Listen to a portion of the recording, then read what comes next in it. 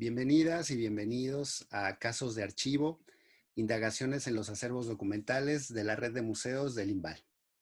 A nombre de la red de museos del Instituto Nacional de Bellas Artes y de los museos participantes en esta sesión, el Museo de Arte Moderno, el Museo Tamayo, el Laboratorio Arte Alameda, el Museo de Arte Carrillo Gil, la Sala de Arte Público Siqueiros La Tallera y Exteresa Arte Actual, les saludamos y les damos la bienvenida a la primera de estas sesiones en las que en un trabajo colectivo en red estamos intentando generar diálogos y tejer sentido entre los diferentes acervos documentales y el vasto material que contienen de esta red de museos del Instituto Nacional de Bellas Artes y Literatura, compuesta por 18 museos y que en subsecuentes sesiones se estarán integrando de otros acervos y de otros centros de documentación de esta misma red.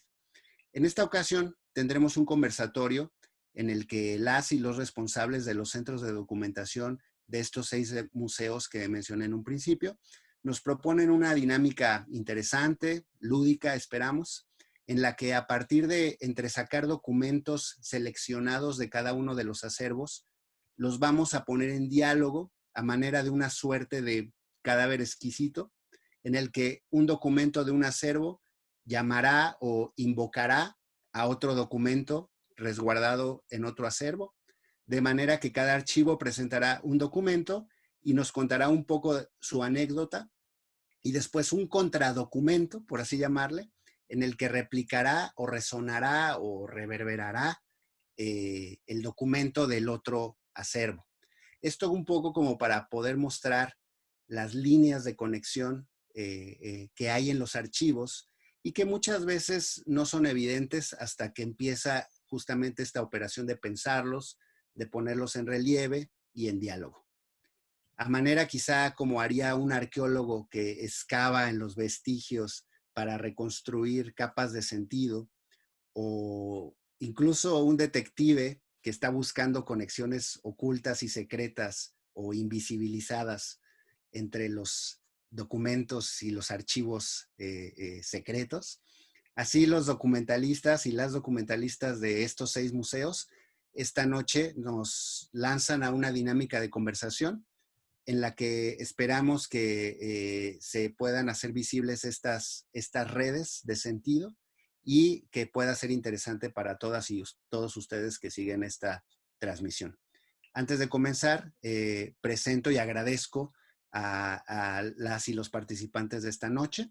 En primer lugar tendremos a Laura Sánchez del Centro de Documentación del Museo de Arte Moderno, a Mónica Oliva y Julio Álvarez después del Centro de Documentación Museo Tamayo y Archivo Tamayo respectivamente. Después a Mónica Montes del Centro de Investigación y Documentación Siqueiros de la Sala de Arte Público Siqueiros La Tallera.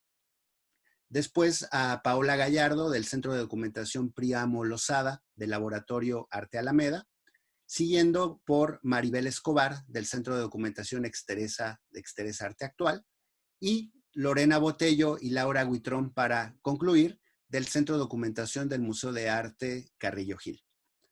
Les comento antes de iniciar que esta es una transmisión en vivo a través de un canal de YouTube y si llegan a tener preguntas o comentarios, siéntanse con toda la confianza y libertad de expresarlas y para ello podrán escribirlas en la línea de comentarios de este video.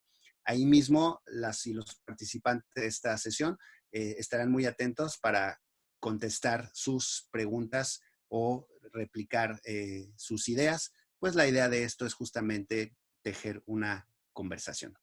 Pues habiendo dicho esto y agradeciéndoles a todos ustedes por participar en esta noche de museos, vamos a comenzar y le pasamos la estafeta a la primera participante, que es Laura Sánchez del Centro de Documentación Museo de Arte Moderno.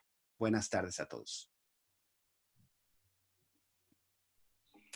Muchas gracias, Tito. Buenas tardes a todos. Bueno, yo quisiera comenzar platicándoles un poco a grandes rasgos de cómo se conforma el acervo documental del Museo de Arte Moderno. Y bueno, estamos trabajando en la recuperación de la memoria expositiva del museo a partir de la recuperación de toda la gestión administrativa desde su inauguración en 1964, incluso, bueno, hasta la fecha, ¿no? Entonces, bueno, nuestros expedientes principales son aquellos referentes a las exposiciones, ¿no? Y bueno, hay otras series documentales que tenemos, ¿no? Básicamente son las de sus actividades sustantivas, que bueno, son talleres, conferencias y todas las actividades paralelas que hay en torno, en el marco de las exposiciones en sí.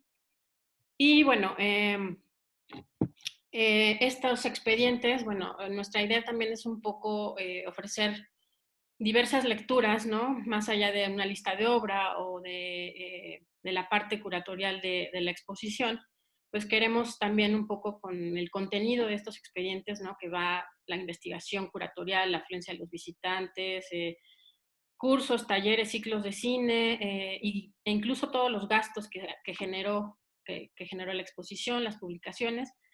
Y bueno, les digo, para poder abordar, quizá abrirlo a la investigación y que tenga diversas lecturas. Tenemos otros fondos también referentes a los fondos especiales de artistas que han donado su obra, sus archivos personales, o que han sido donados específicamente por los artistas o por los herederos de los artistas, ¿no? Y el MAM, por ejemplo, posee los archivos personales de Remedios Varo, de María Izquierdo, de Mario Rangel Faz y de Naomi Sigman, ¿no? Y bueno, entonces, bueno, parte de lo que, si bien son gestiones administrativas, pues es realmente a partir de la documentación de la que se puede reconstruir la historia de los museos, porque, bueno, pues son la ventana de acceso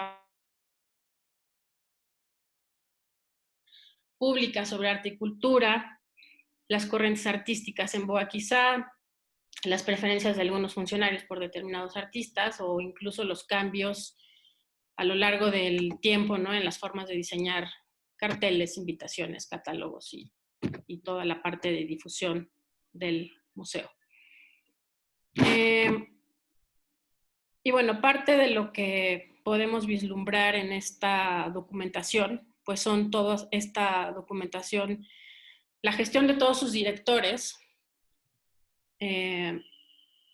y todos los proyectos que llevaron a cabo, ¿no? Entonces, bueno, aquí en esta imagen vemos un poco todas las actividades sustantivas de las que les hablaba. Y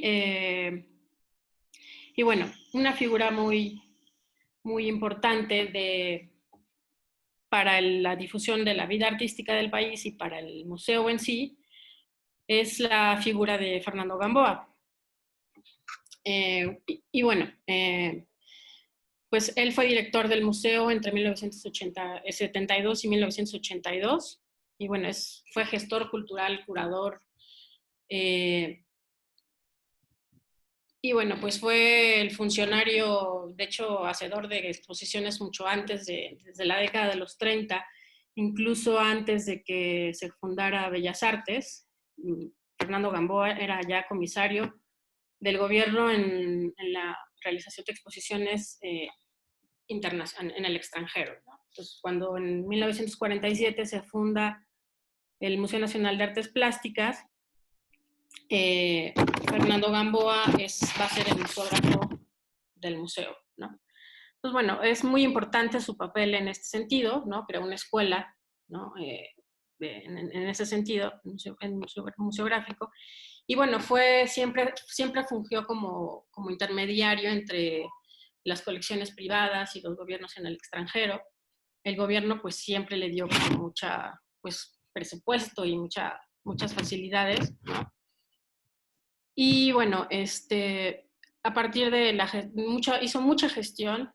Algo que es importante de él es que gestionó mucha adquisición de obra, ¿no? El INBA incrementó su acervo a partir de la gestión de de Gamboa, lograba que el gobierno adquiriera obra del extranjero y también incluso que comprara obra de artistas nacionales, como veremos que es el caso de Rufino Tamayo, ¿no?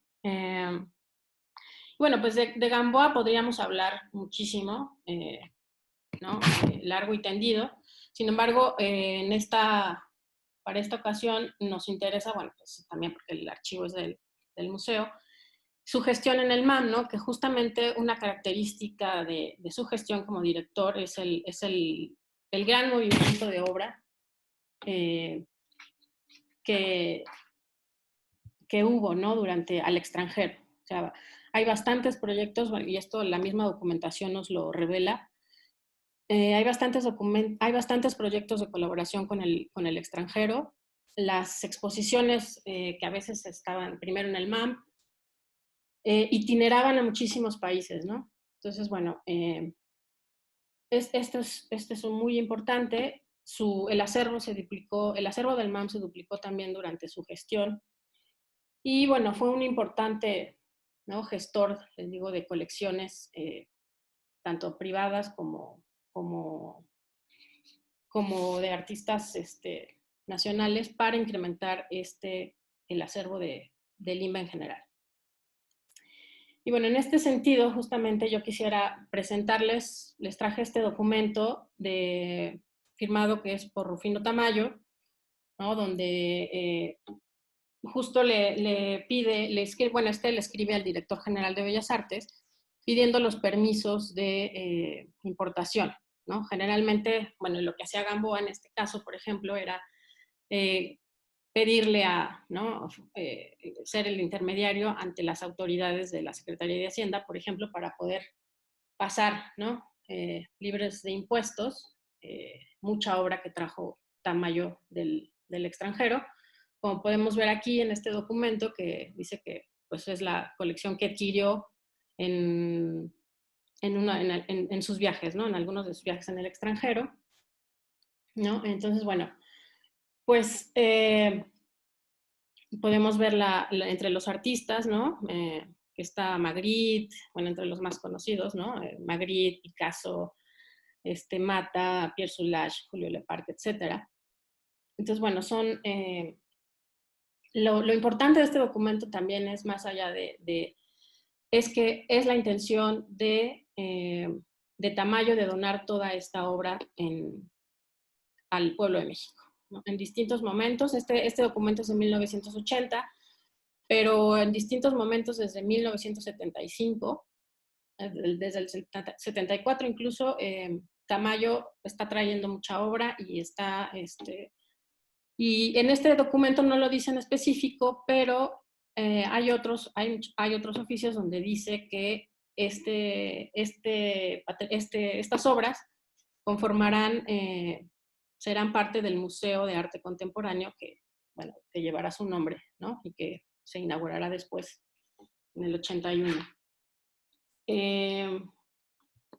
Entonces, bueno, y Gamboa siempre fungiendo como ¿no?, el intermediario, el colaborador de traer toda esta obra.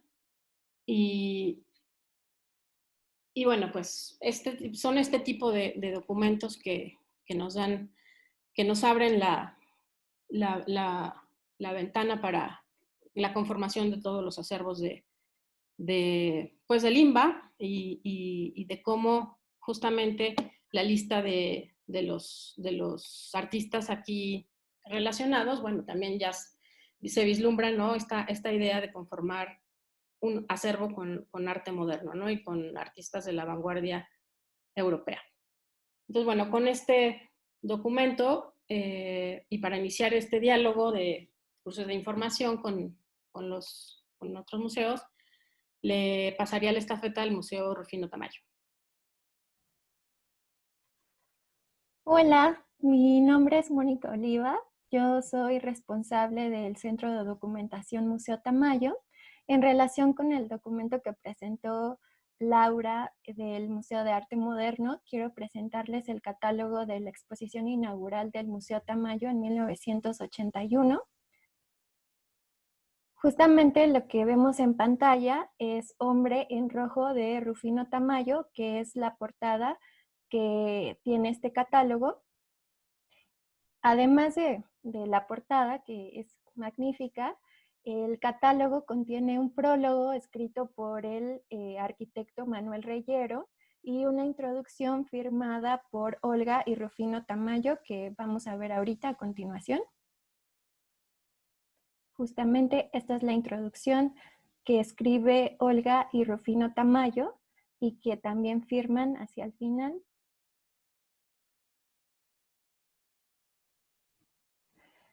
Bueno, en este texto que es muy breve, los esposos Tamayo expresan su satisfacción de por fin ver concluida la creación del Museo de Arte Contemporáneo Internacional y reiteran que la donación de las más de 300 obras que en ese momento componían la colección, así como el recinto diseñado por los arquitectos Abraham Zabludovsky y Teodoro González de León, se hace como un gesto de cariño a México.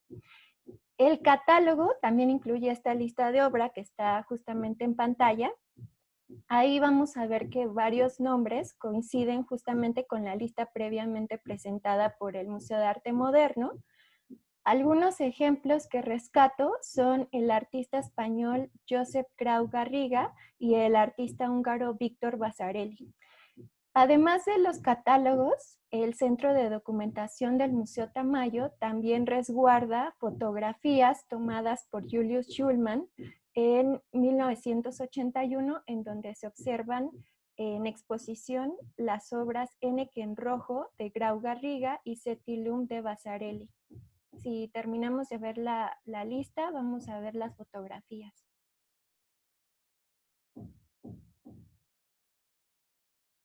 Precisamente en esta fotografía se ve, por ejemplo, hacia a un costado Francis Bacon y la obra de Grau Garriga del lado derecho.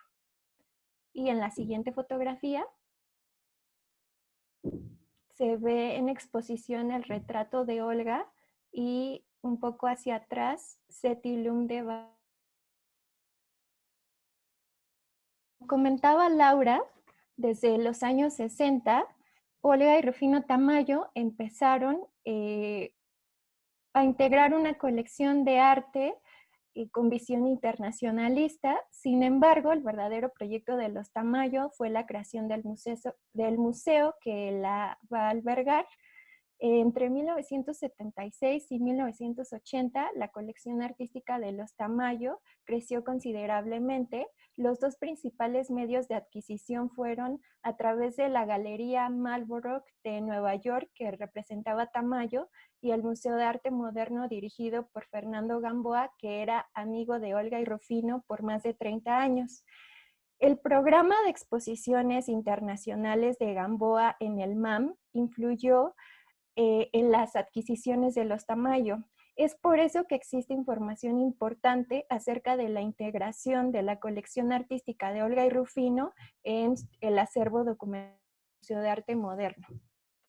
Desde su apertura, el Museo Tamayo inició la labor de solicitar a artistas, galerías, curadores, información sobre la procedencia de las obras que forman parte de la colección, tarea que todavía continúa. En 1982, el Museo Tamayo inició su programa de exposiciones temporales que hasta el día de hoy suman más de 300. Cada una de ellas tiene un expediente resguardado actualmente en el Centro de Documentación. Aunque la labor documental sobre la colección artística y la historia expositiva del museo se ha realizado de manera continua, fue hasta la ampliación del museo en el 2012, supervisada por el mismo Teodoro González de León, que el Centro de Documentación entró oficialmente en funciones, ocupándose del archivo documental artístico. Su misión es resguardar, conservar, organizar, difundir y ampliar la colección de los recursos existentes, que son bibliográficos, fotográficos, digitales, hemerográficos y audiovisuales, de las exposiciones del museo y documentación relativa a la colección, para que estén disponibles a consulta tanto de investigadores como de personas interesadas, y aprovecho esta oportunidad para extender esa invitación. El Centro de Documentación no es el único acervo documental que se encuentra dentro del Museo Tamayo. El Archivo Tamayo también se ubica ahí. Hola, buenas tardes. Yo soy Julio César Álvarez y soy responsable del Archivo Tamayo. Al hablar del Museo Tamayo es obligatorio hablar de los Tamayo. En este sentido, el Archivo Tamayo tiene su origen con Olga Tamayo, esposa del artista, quien conservó estos documentos. Asimismo, este es enriquecido por la generosidad de la familia del artista y con la gestión del maestro Juan Carlos Pereda, quienes están comprometidos en conservar el legado y la memoria documental del pintor. El acervo pertenece a los herederos de Tamayo. Aún no se encuentra abierto al público, pero estamos realizando procesos técnicos que incluyen el inventario, la clasificación, conservación y digitalización, con el objetivo de poner a disposición de un público más amplio por medio de una página web. Actualmente tenemos en el inventario cerca de 14,000 piezas, encontrando fotografías en blanco y negro, a color. También tenemos negativos y diapositivas, documentos como algunas cartas, folletería, invitaciones, pasaportes, licencias de conducir, identificaciones oficiales y otros más. También tenemos periódicos, revistas y libros que tienen una temporalidad que abarca desde principios hasta finales del siglo XX. Estos materiales están estrechamente relacionados con la vida y obra de Olga y Rufino Tamayo, así como con el arte y la cultura nacional e internacional del siglo XX. Estos nos permiten establecer relaciones directas e indirectas con personalidades, en este caso con David Alfaro Siqueiros, con quien Tamayo mantuvo una enemistad durante toda su vida. Elegimos esta fotografía como contradocumento para nominar al Centro de Documentación e Información Siqueiros. En la imagen podemos observar a Tamayo y a Siqueiros, que fueron comisionados como delegados de la Liga de Escritores y Artistas Revolucionarios, mejor conocida como LEA, para asistir al Congreso de Artistas Americanos que se llevó a cabo el 15 y 16 de febrero de 1936. Otros personajes que encontramos de izquierda a derecha es a Olga Tamayo, David Alfaro Siqueiros, José Clemente Orozco, Roberto Verdecio, Angélica Arenal, Jesús Bracho Pérez, Luis Arenal Bastar y Antonio Pujol. En relación a este viaje, Tamayo recordó en una entrevista con Ingrid Zucker lo siguiente: el gobierno de México me envió a Nueva York como delegado de algunos asuntos culturales. Me dieron $35 para viajar en tren y en autobús hasta aquella ciudad. Yo quería que Olga me acompañara, pero necesitaba dinero. Entonces, Olga salió a vender algunos de mis cuadros, a 100 pesos cada uno. Pensamos que si podíamos, nos quedaríamos más tiempo en Nueva York. Nosotros íbamos con la idea de estar 15 días y nos quedamos 15 años. En el marco del Congreso, Tamayo ofreció un discurso sobre la pintura mexicana en la cena que la Mutualista Obrera Mexicana ofreció a los participantes del Congreso, mientras que Siqueiros impartió el Siqueiros Experimental Workshop. A lo largo de su vida, Siqueiros y Tamayo se cruzaron en diferentes ocasiones, ya fuera compartiendo espacios en las exposiciones nacionales o internacionales, así como en la prensa, intercambiando opiniones sobre su trabajo.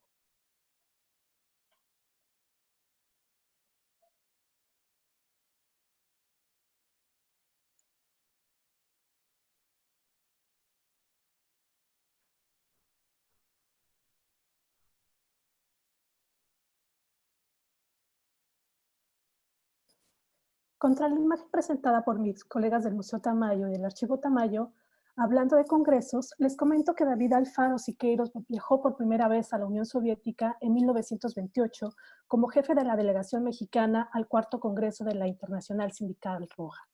A lo largo de su vida mantuvo contacto con ese país y su comunidad artística. El 1 de mayo de 1967 se convierte en el tercer mexicano, después del general Heriberto Jara y del expresidente Lázaro Cárdenas, en recibir el Premio Lenin por la Paz. Al enterarse de la noticia, Siqueiros, desde su taller de Cuernavaca, declararía: Mi gratitud al pueblo soviético y a su gobierno. El movimiento muralista mexicano ha sido siempre un combatiente por la paz. Yo solo soy uno de sus integrantes. Por eso, el premio va también a Orozco, a Rivera y a todos los que han participado en él. Las felicitaciones nos hicieron esperar. Raúl Anllano, Francisco Icaza, Olga Costa, José Chávez Morado, Vicente Lombardo Toledano, Juan Marinelo, Julio Scherer, Carlos Chávez, Raquel Tibol, César Sabatini, por mencionar solo algunos, enviaron telegramas a Siqueiros. Pablo Neruda, desde Moscú, declararía para la agencia Novosti: conozco a Siqueiros como uno de los grandes luchadores por la paz, por la libertad y por la amistad entre los hombres. Su designación como laureado del Premio Lenin honra también las nobles luchas antiguas y presentes del pueblo mexicano por la paz y el progreso social. La decisión de Siqueiros de donar el premio al heroico pueblo vietnamita que lucha contra la agresión bárbara del imperialismo norteamericano es su aporte directo y personal a la causa de Vietnam y testimonia la enorme responsabilidad cívica de este gran pintor humanista. Tenemos que tomar en cuenta que no es precisamente un premio a la paz, sino un tipo específico de lucha social, que en este caso Siqueiros había expresado a través de su producción mural. Para este momento que les he otorgado el premio, ya había producido un total de 23 obras murales, tanto en México como en el extranjero, y estaba trabajando de manera intensa en su taller de Cuernavaca en la realización de la obra mural La Marcha de la Humanidad. La designación del premio, como ya se mencionó, se le otorga el 1 de mayo, pero fue hasta el 28 de septiembre que se llevó a cabo en la Embajada de la Unión Soviética en México la ceremonia de premiación a cargo del representante del Comité de los Premios Lenin por la Paz, el escritor Boris Poleivoy, quien hace entrega a Siqueiros del diploma de una medalla de oro con el retrato de Lenin y 25,000 rublos, que equivaldrían en ese momento a 350,000 pesos. El monto económico del premio, como lo menciona Neruda, Siqueiros lo entregaría íntegramente al pueblo de Vietnam como una contribución a su lucha contra la intervención norteamericana. En agradecimiento a este gesto, el mandatario de Vietnam del Norte, Ho Chi Minh, le obsequiaría a David Alfaro Siqueiros el disparador de bombas de un avión norteamericano derribado por las Fuerzas Armadas de Vietnam.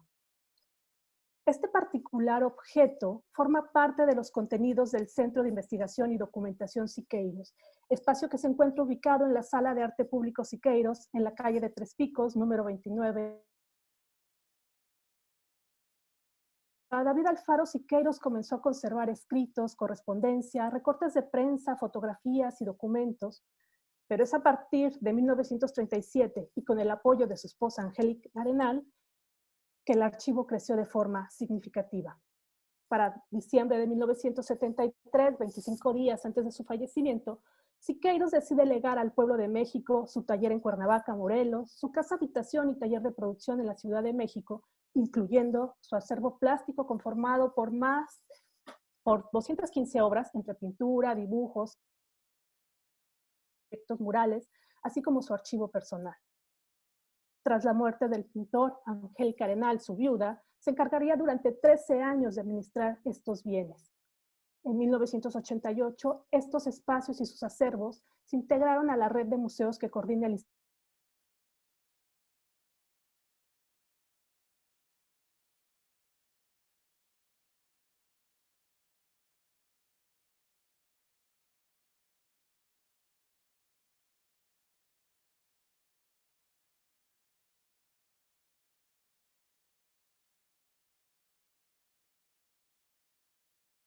Periodos que comprenden van de 1911 a 1974.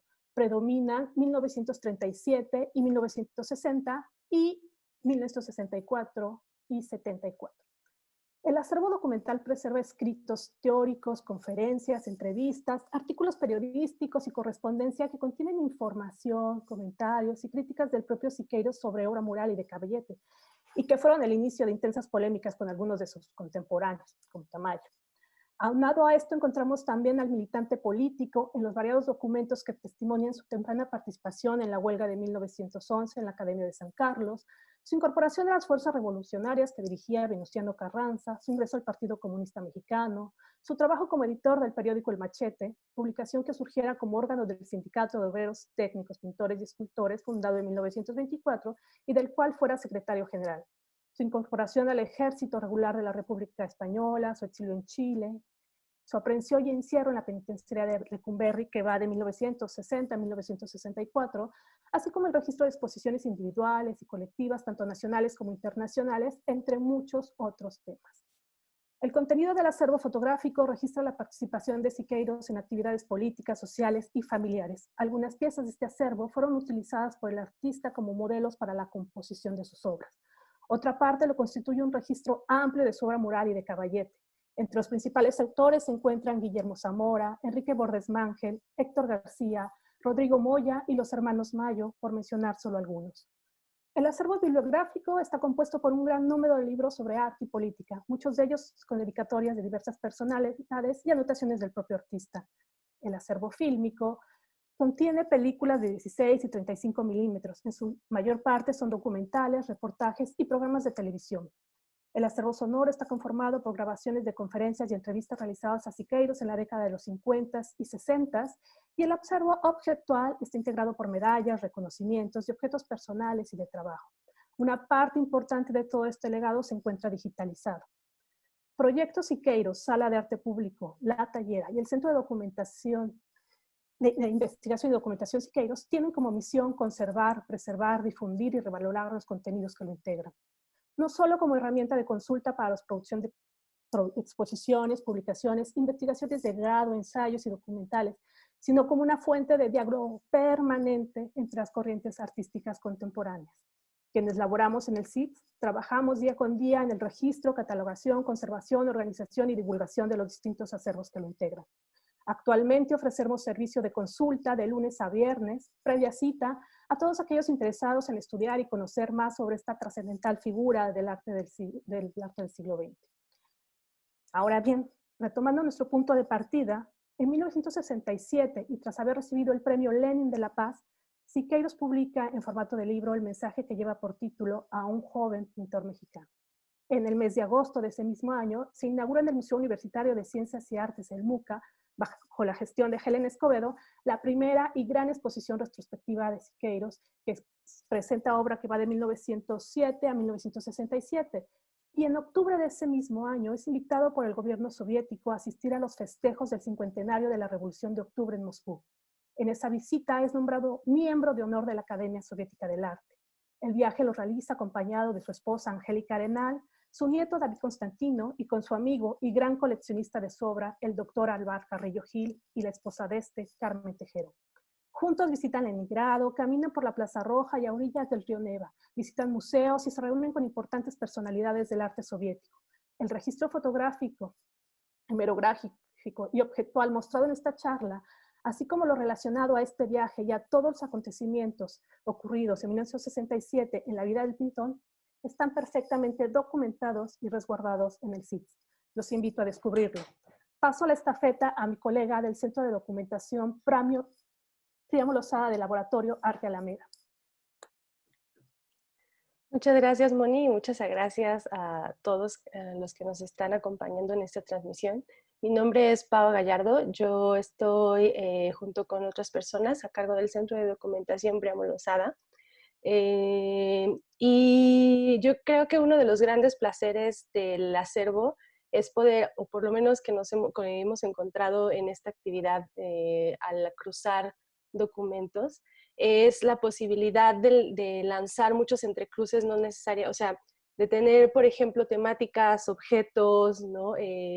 Fotografías, obras de arte, comunicaciones por correspondencia, que nos dan la posibilidad de cruzar no solamente periodos, sino también retomarlos para poder generar nuevas relecturas de lo que conservamos como memoria. Entonces, yo recibo la estafeta de Moni, de las apps, y retomo una pieza de Ariel Guzik llamada Oráculo Soviético. Entonces, vamos a ver el videíto.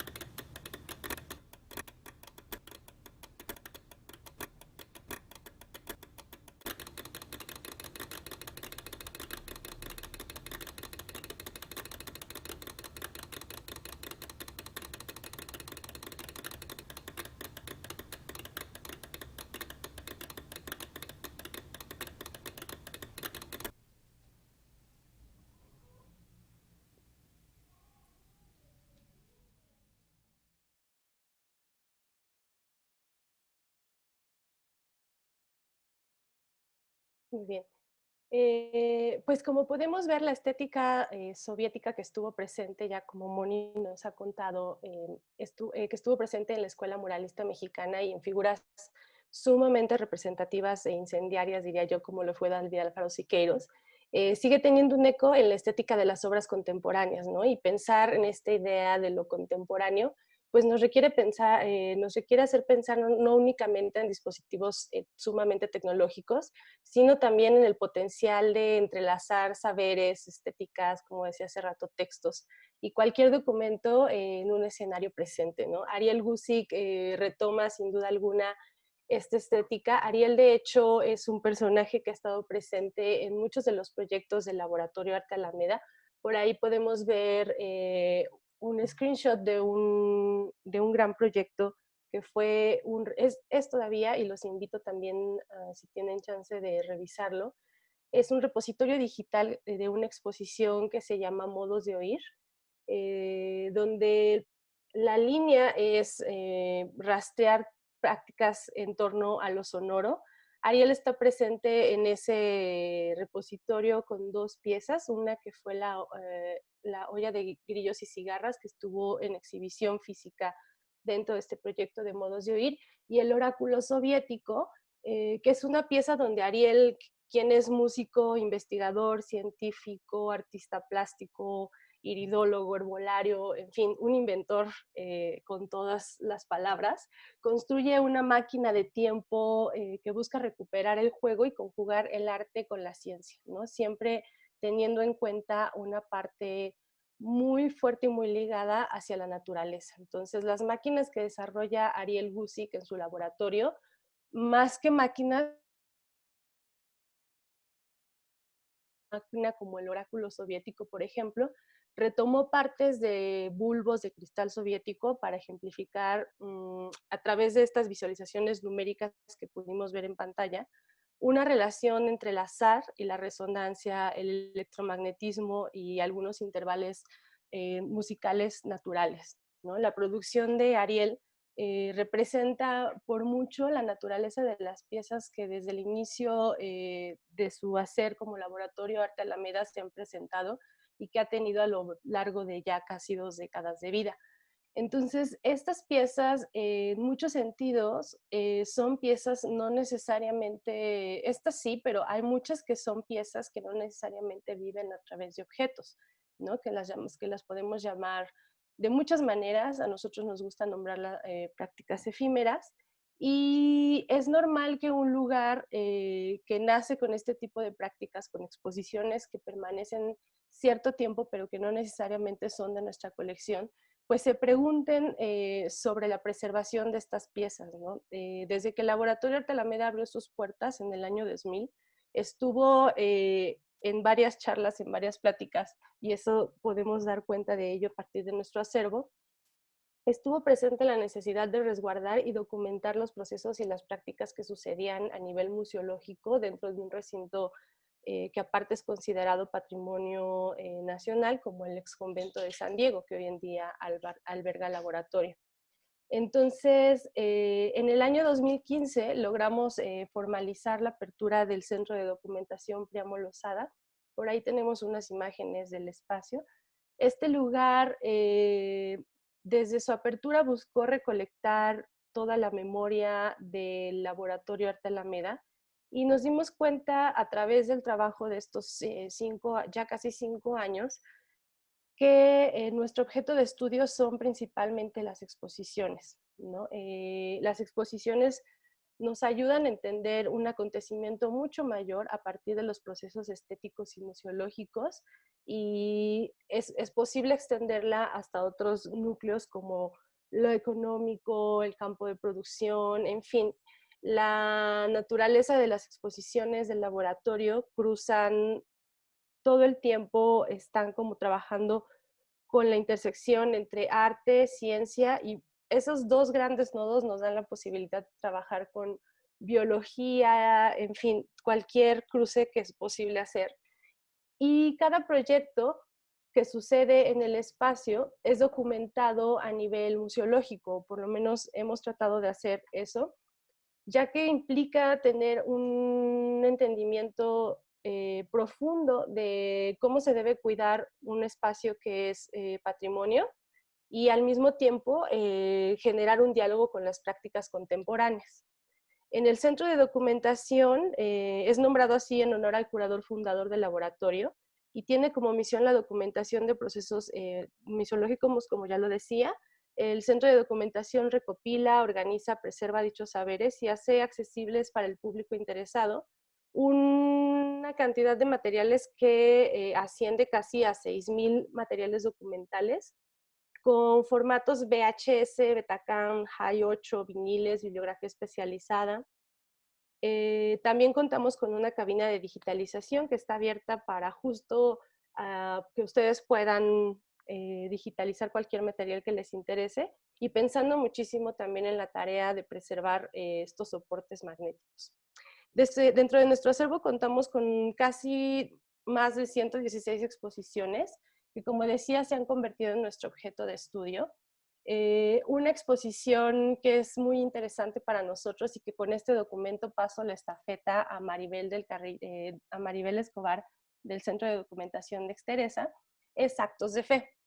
Actos de Fe fue la primera exposición, fue la exposición inaugural del Laboratorio Arte Alameda, que durante más de 30 años presentó obra virreinal. Y esta exposición abrió y dio, fue plasmada a partir de las preguntas del cruce entre lo religioso y lo contemporáneo, ¿no? Hablar de la apertura del Laboratorio Arte Alameda, sin duda alguna, nos lleva a una presencia del proyecto del Exteresa Arte Actual, ¿no? Muchas de los artistas, muchas de las piezas y muchos de los incluso trayectos conceptuales que manejamos son muy parecidos. Entonces, esta exposición de hecho ya nos ha dado un par de pretextos para cruzar documentos que aparecen en el Centro de Documentación Exteresa y que tienen resonancia en nuestros archivos. Entonces, con estos documentos, que es la lista de obra y un par de notas de prensa, paso la palabra a Mari, que les hablará también de ciertas coincidencias que hemos tenido a partir de este proyecto. Muchas gracias.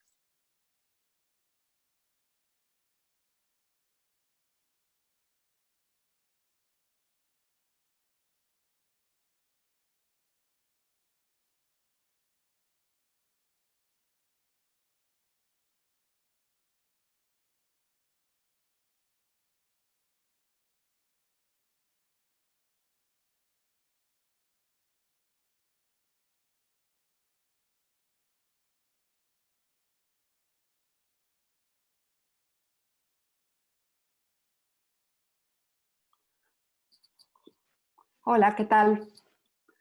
Hola, muchas gracias, Pau, por el pase de estafeta.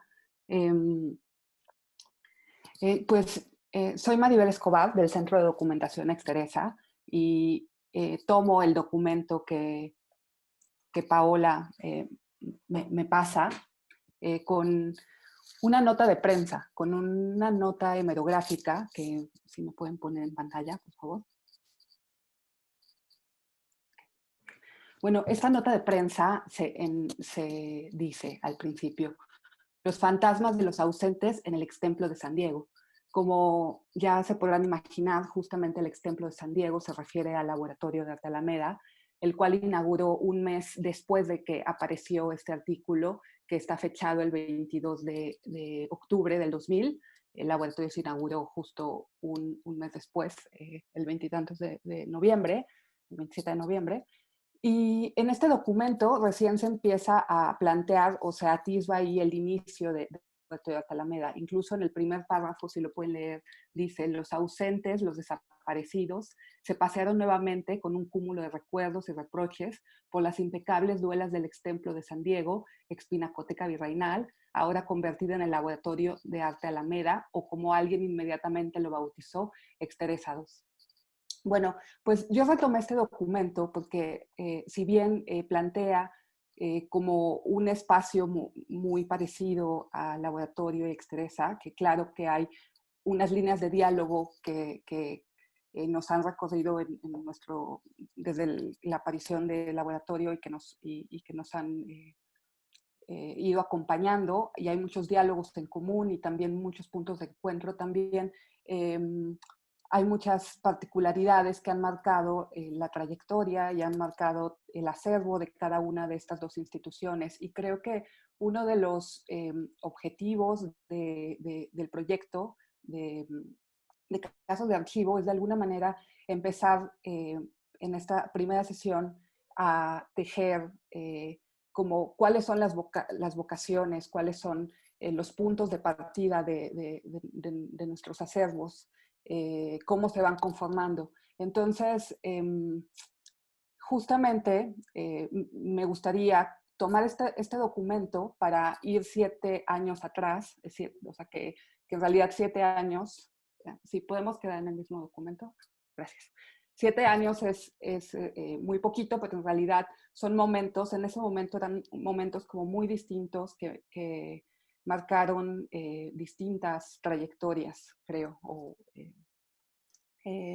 Exteresa surge en 1993, justo como les decía, 7 años antes, y es un espacio que se crea específicamente para abordar y para impulsar prácticas no objetuales, prácticas efímeras, prácticas de tiempo, y entre ellas está el arte acción, el performance, que es una de las prácticas cuyo recorrido, cuyo devenir ha abordado en gran medida Exteresa. El seguimiento a estos registros, bueno, el seguimiento a estas prácticas ha dado documentales en distintos soportes, ido conformando y que también estas prácticas le dan un carácter muy especial al acervo, porque los documentos en sí adquieren otro sentido, porque son la huella, son el vestigio que hace subsistir a esa obra, porque de otra manera, al existir en el tiempo, pues de otra manera pues desaparece. Entonces, todos estos fragmentos son lo que impulsan la memoria y las voces de estas de estas prácticas. Y creo que ese es un carácter muy especial del acervo de Exteresa. Estas distintas prácticas que surgieron en el 93 Exteresa y se han ido reuniendo todas las prácticas que se han hecho en Exteresa, o sea, las exposiciones, los festivales, distintas cosas, se reúnen en un fondo que llamamos el Fondo Exteresa, que es un eje nodal de nuestro acervo, y ahí en materiales, en videos, en audios, se reúne la historia y el devenir de Exteresa. Uno de los nodos, volviendo al documento nuevamente, uno de los nodos relevantes de este fondo Exteresa es el Festival de Performance, que en este documento se menciona que es el 9º festival, o sea, se está hablando del 9º festival, que ya, que este laboratorio estaba iniciando en este año y nosotros estábamos en el 9º festival. El primer festival se dio en el 92, impulsado por Hortensia Ramírez, por Gustavo Prado, por Eloy Tarcisio, quien fue también el primer director de Exteresa, y también hay otros artistas que impulsan este primer festival. Y el siguiente año, justamente en la gestión para la apertura de Exteresa, se propone que tenga una sede, y esa sede se vuelve Exteresa. Entonces, hay un seguimiento después de ese segundo festival, y en este espacio, en este espacio plural, se reúnen como múltiples artistas, múltiples protagonistas del arte acción en el mundo y en México, de distintas generaciones y de distintos países. Aquí, por ejemplo, se menciona a Rosendo Sandoval, que es un artista colombiano, perdón. Se menciona, Emma Villanueva, que es una artista mexicana. Y bueno, justamente este festival fue una plataforma muy importante. Y también de este documento retomo para hacer como la liga que justamente en la gestión de Guillermo Santamaría se busca generar vínculos con otras instituciones y que las prácticas performáticas tuvieran distintos contextos. Distintos contextos en los que explorar el espacio, etc. Entonces, aquí, por ejemplo, aparece mencionado un espacio alternativo que es Epicentro, que era un espacio impulsado por Doris Steinbichler. Y bueno, creo que este documento da para mucho en sí mismo.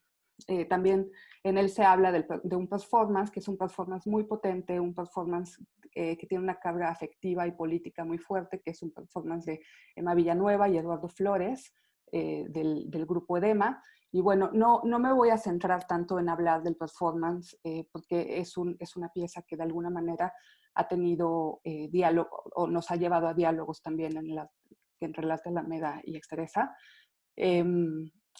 Pero sí quería como ir trazando cómo hay distintos puntos en este documento que nos permiten hablar de múltiples nodos. ¿Me pueden pasar la siguiente, por favor?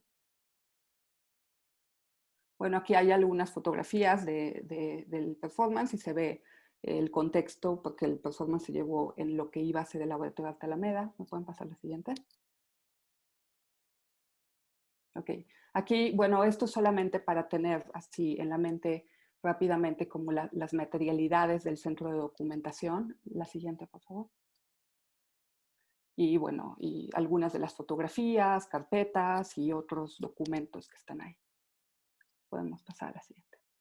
Bueno, ya nada más para cerrar muy rápido y para poder pasar la estafeta, dentro del centro de documentación hay distintos fondos y uno de los fondos, o sea, está el fondo Exteresa del que les contaba y hay un fondo que es el fondo de artistas que al inicio de la conformación de Exteresa fue muy importante la participación de distintos grupos de artistas quienes donaron documentos sobre su obra.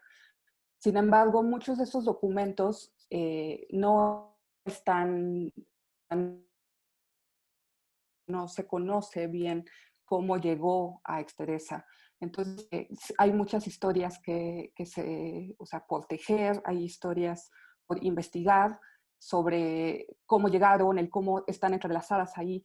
Y creo que también el espíritu de casos de archivo es poder entrelazar o poder generar ligas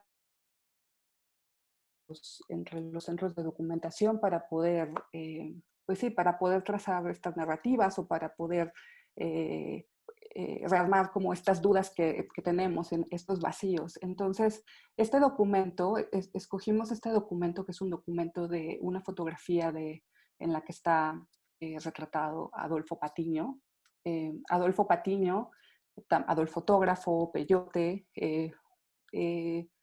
esta fotografía no se conoce muy bien si fue Adolfo Adolfo Patiño quien la donó, no se tiene consignada su fecha, incluso es una fotografía que se atribuye, o sea que es un collage que se atribuye a Adolfo Patiño porque tiene características de la obra de Patiño como la lotería, que era un elemento muy recurrente en la obra de Patiño y que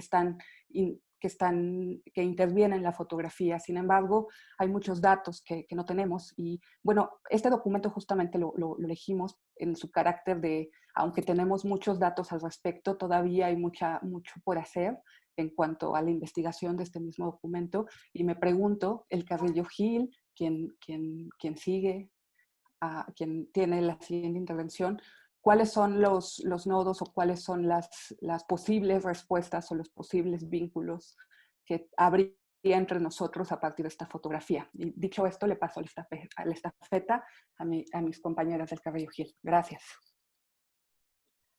Hola, buenas tardes. Soy Lorena Botello del Museo de Arte Carrillo Gil. Gracias, Maribel, de Exteresa. Es muy interesante, creo que cabe ahorita hacer un paréntesis para mencionar que es muy interesante cómo a partir de todas las participaciones de cada uno vemos de manera muy clara las conexiones y podemos trazar conexiones muy, muy claras y específicas de ciertos agentes, temáticas y temporalidades de la historia del arte contemporáneo en México. Es interesantísimo. Y bueno, pues ahora que hablaba de Patiño Maribel, pues es justo estos materiales que nos presentó me dan pie para hablar a mí del registro audiovisual de la exposición individual que sucedió en el Carrillo Gil de Adolfo Patiño, Animismos. Esta exposición fue presentada de junio a julio de 1992 bajo la curaduría de Cuauhtémoc Medina. Y bueno, pues todos recordamos a Patiño como este artista que comenzó su trayectoria como fotógrafo, como adolfotógrafo, como bien mencionaba Maribel, que murió joven y de manera trágica.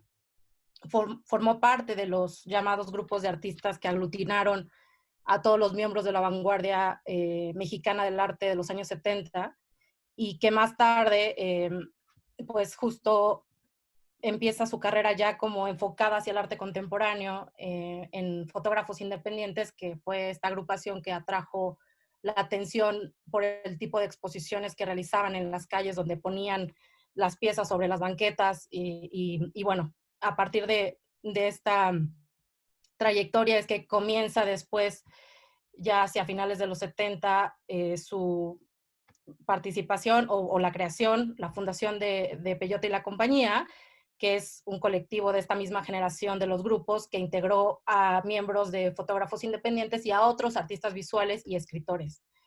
Me gustaría un poco comentarles de qué trató esta exposición y qué mostró. Mostró instalaciones de gran formato o intervenciones que eran estas piezas con objetos fabricados como cartografías, mapas, que pude revisar ahora. La mayor parte de la exhibición estaba constituida por muebles de artista, así está en el catálogo. Pues que eran estos objetos que Patiño diseñaba y luego comisionaba a un carpintero, ¿no? En otro sentido, la exposición reflexionó, o en términos generales reflexionó sobre los símbolos patrios, con una propuesta formal y conceptual minimalista, en términos conceptuales, pero las piezas tenían otro lenguaje totalmente, pues yo diría que emparentado con la estética mexicana y popular, e incluso con momentos kitsch.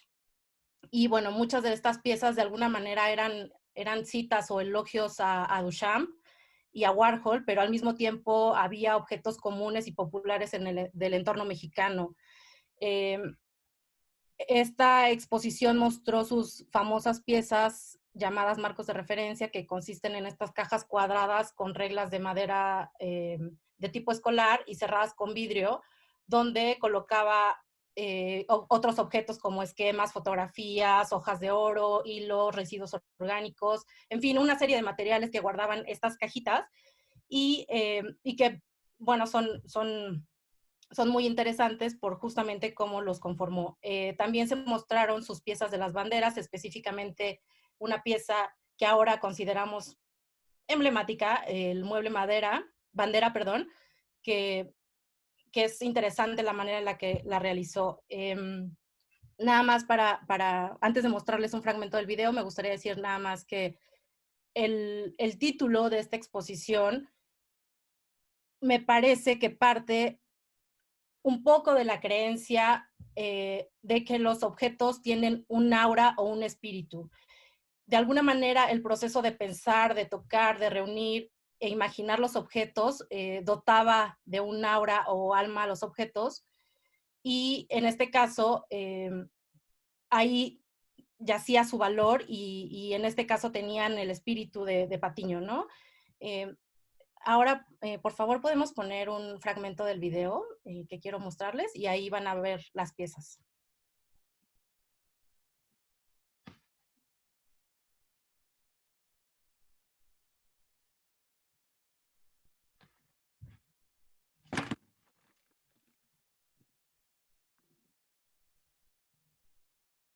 Bandera mexicana, la que utilizaba muchísimo, ahora es la bandera norteamericana, con un sentido indirectamente crítico. Me ocurrió sacar ese plano bidimensional de la bandera y llevarlo a un plano tridimensional, en el cual se iba a convertir en un objeto, en un librero realmente que iba a tener los audiocassettes que ya no escucho. A través de ese mueble estaba, según yo, creando una crítica, una ironía, utilizar la bandera norteamericana como un mueble decorativo, como un mueble útil, y así nació la idea del mueble bandera. Pero a final de cuentas, cuando lo terminé, lo vi terminado, me gustó tanto que no me atreví a tocar la madera misma, también a lo mejor por respeto a la madera.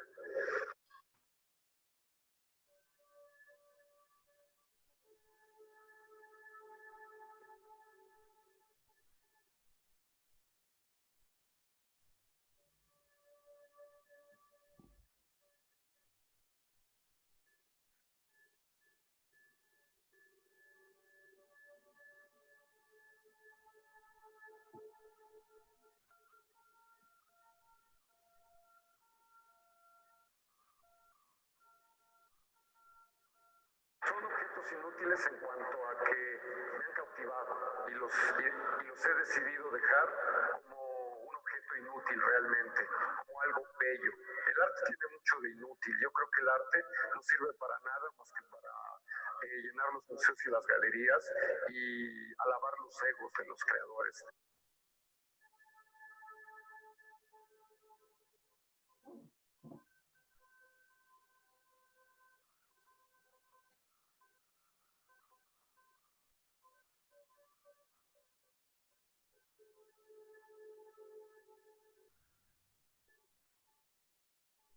Quiero hacer una obra divertida, sin necesidad de tener que pensarle mucho, que sea muy lúdica. Eso pretende la exposición a mí mismo.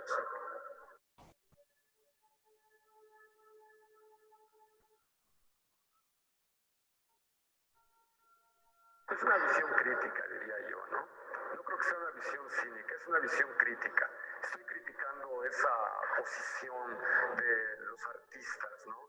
Esa posición de todos los pintores, que creemos que todo lo que es arte tiene que ser forzosamente un óleo sobre tela o tiene que ser una escultura vaciada en bronce.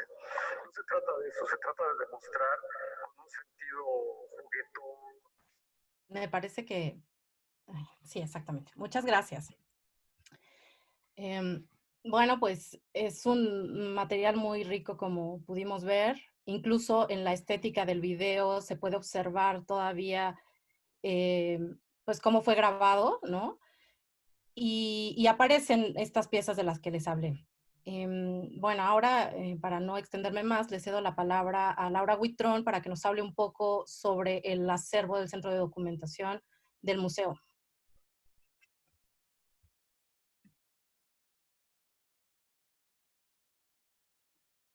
Hola, gracias Lore. Yo les voy a contar un poquito sobre nuestro centro. El Centro de Documentación comenzó con la donación de Álvaro Carrillo Gil. Esto fue en el 72 y esa donación consta de 2.055 libros y 690 revistas. Primero estuvo en el CENIDIAP y fue hasta los 80, aunque el museo inauguró en el 74, que este acervo empezó a formar parte activa de nuestro Centro de Documentación. Este acervo fundacional es una parte y aparte de esta tenemos el acervo documental que siempre está en crecimiento.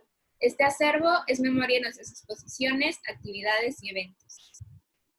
Dentro de esta historia podemos encontrar catálogos, hojas de sala, invitaciones y demás documentación sobre la gestión de las expos. Después de esto tenemos el acervo bibliográfico, que principalmente está dividido en arte moderno y contemporáneo.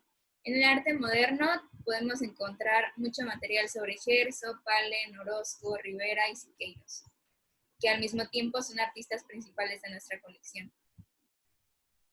En el Fondo de Arte Contemporáneo está enriquecido por las investigaciones de curaduría, por nuestros intercambios y nuestros convenios con otras instituciones. Este acervo igual está dividido en diferentes soportes como fotografías, documentos, videos en diversos formatos como VHS, beta, cassettes, DVDs y también contamos con diapositivas. Los puntos fuertes de nuestro centro son principalmente el performance, los videos y estos son una parte importante de la memoria de la escena de los 90 en el arte. También, por supuesto, nuestro acervo de arte contemporáneo. Uno de los objetivos, aparte de ser memoria de la institución, es también ser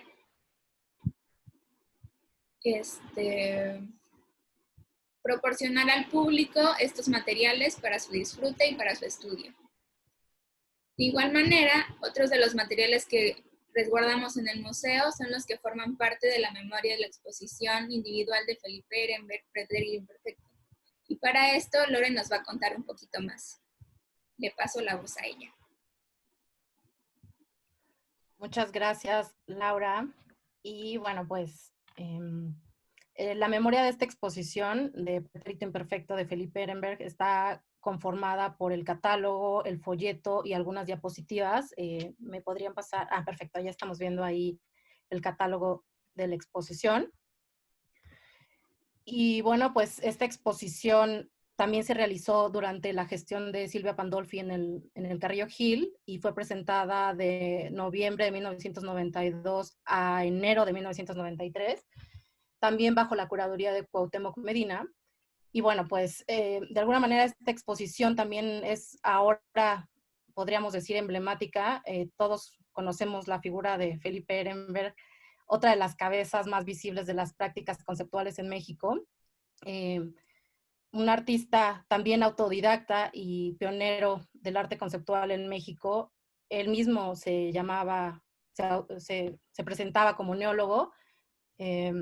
Este nombre fue dado por su compadre, el escritor Fernando del Paso, y que se refiere pues a una persona que emplea neologismos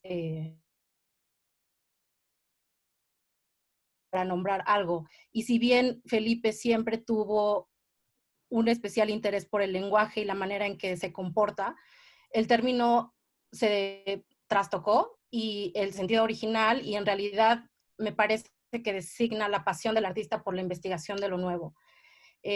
Felipe probablemente, bueno, se enojaría de que dijera esto, pero bueno, creo que de los momentos más importantes de su carrera es que fue realmente un precursor, participante y testigo de la escena de los grupos que se gestaron y desarrollaron en los 90 a través de Grupo Proceso Pentágono, del que fue miembro fundador. Y bueno, por supuesto tiene una trayectoria larguísima, pero a mí me parece que esta parte es probablemente la mayor aportación a la historia del arte de nuestro país. Esta exhibición se realizó a propósito del año conmemorativo de los 500 años del descubrimiento de América, 1492, y invitó a reflexionar sobre la historia de México y en otro sentido sobre la cultura. Partiendo de la idea que nuestra cultura estaba conformada a partir de otras tres culturas, que era la americana, la africana y la europea, y también en otro sentido reflexionaba sobre el origen de nuestra identidad como un origen mestizo, pero además habla sobre el mestizaje a un nivel todavía más extenso, incluso de los propios colonizadores, ¿no? Revisando el catálogo, por ahí Ehrenberg señala que este año conmemorativo era una oportunidad para releer y reescribir la historia de los 500 años y en otro sentido recuperar y restaurar la memoria y de paso restaurarnos a nosotros mismos.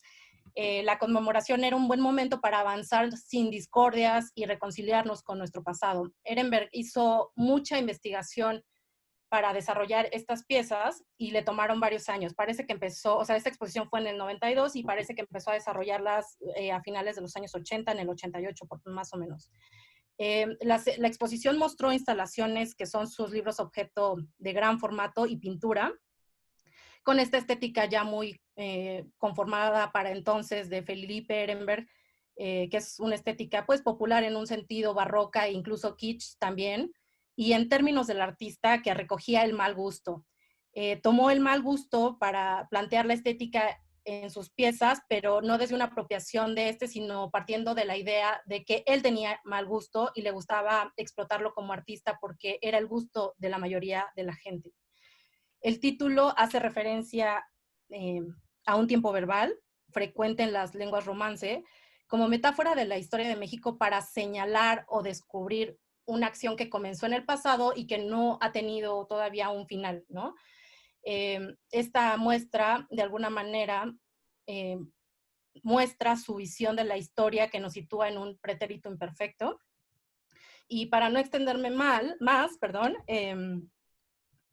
bueno, nada más me gustaría cerrar diciendo que seleccionamos estos materiales de estas 2 exposiciones que sucedieron en el MACG en los 90 de 2 artistas mexicanos que hoy son referentes para la historia del arte contemporáneo, como ejemplos de los materiales que resguarda el Centro de Documentación.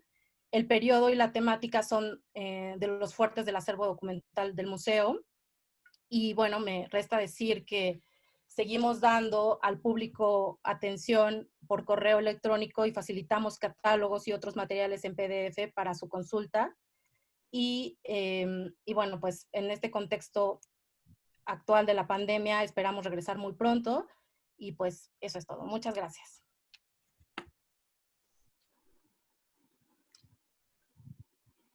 Pues con esto llegamos al final de esta transmisión en Noche de Museos. Agradecemos muchísimo a todas y todos los participantes. Esperamos que les haya parecido de interés este experimento. A nosotros nos resultó muy estimulante, al menos, en esta búsqueda por encontrar modos de conectar y poner en relieve los nodos invisibles o quizá no evidentes a primera mano que existen entre los acervos documentales de los diferentes espacios de la red de museos del IMBAL. Esta sería solo una posibilidad de los múltiples recorridos y rutas que pueden establecerse simplemente con acercarse a documentos, ya sea una carta, un recorte de periódico, una foto, un audio, un texto escrito, que entonces se revelan como gestos y como síntomas que nos permiten trazar conexiones simbólicas, sociológicas, expresivas, estéticas, en fin, que puede haber entre los diferentes materiales de los diferentes acervos de esta red. Así que esperamos que este primer ejercicio, que es solo una de muchísimas rutas posibles, haya podido acercarse a ese objetivo. Para concluir, pues simplemente agradecer a todos y todas las participantes de esta primera sesión, que fue posible gracias a la colaboración de los centros de documentación de la red de museos IMBAL, que en esta ocasión participaron. Los menciono rápidamente: Sala de Arte Público Siqueiros La Tallera, Museo de Arte Moderno, Museo de Arte Carrillo Gil, Laboratorio Arte Alameda, Exteresa Arte Actual y Museo Tamayo. Muchas gracias a los equipos de trabajo de cada uno de estos espacios, a sus directoras y directores, sin cuya labor y entusiasmo esta sesión no podría haberse materializado. Agradecemos también el apoyo y acompañamiento, por supuesto, de la Coordinación Nacional de Artes Visuales, del área de difusión del IMBAL, y por supuesto, bueno, a Mirna Castro, que ha estado en esta transmisión al mando de la transmisión en vivo, así como a Fabiana Arriola por el apoyo en la edición de las cortinillas. Estén pendientes, pues, para las siguientes sesiones de Caso de Archivo, en las que trazaremos nuevos recorridos con otros más de los 18 museos que integran esta red de museos del Instituto Nacional de Bellas Artes y Literatura. Muy buenas noches, Noche de Museos a todos ustedes. Salud y armonía. Hasta pronto.